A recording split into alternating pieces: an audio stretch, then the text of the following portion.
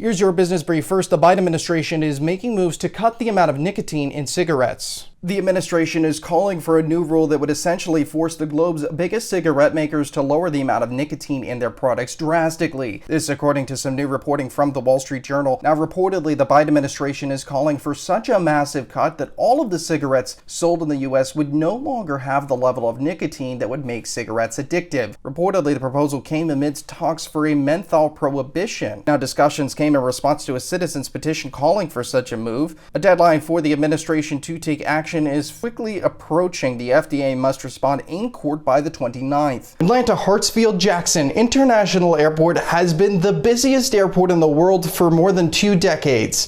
Until now. This according to a new report from the trade group Airports Council International. Baiyun International Airport in Guangzhou, China now holds the top spot. It clocked in almost 44 million passengers in 2020, even amidst the pandemic. Here's your business brief. Treasury Secretary Janet Yellen is calling for a global minimum tax rate. She announced the move at a speech earlier today in front of the Chicago Council on Global Affairs. This comes following the announcement that President Biden plans to pay for his more than $2 trillion infrastructure plan using heightened corporate taxes. The increase would be from 21% to 28%. Now, Yellen's call to action is part of a plan to deter companies from relocating offshore in an effort to dodge the increased tax rate. Here's your business brief for this Tuesday. First, travelers hitting the skies, railways, and roadways will now be required to wear a mask while in transit.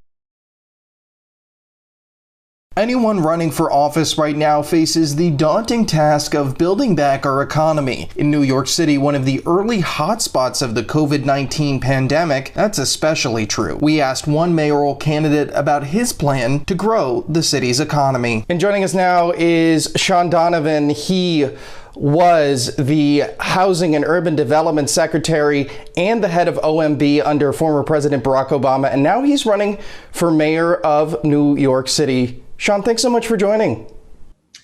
Andy, it's great to be with you. Thanks for having me.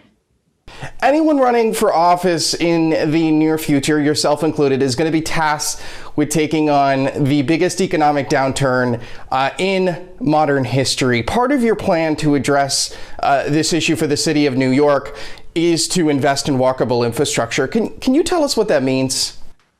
Well, Andy, first of all, no one in this race has the experience I do leading again and again through crisis, including being called on by President Obama. There's no question that America is divided. Our political debates are heated and contentious.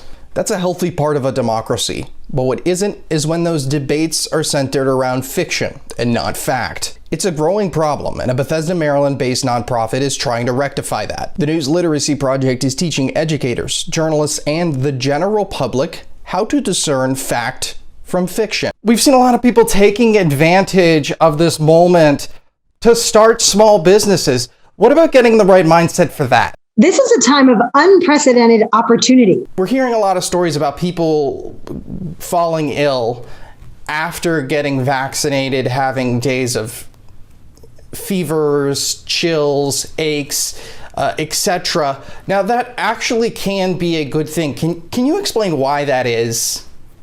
That's actually a great thing. In your testimony, were there any responses that you got from any state legislatures that particularly stood out to you? There was a lot, just hearing from all the senators. With your business brief, I'm Andy Hirschfeld in New York.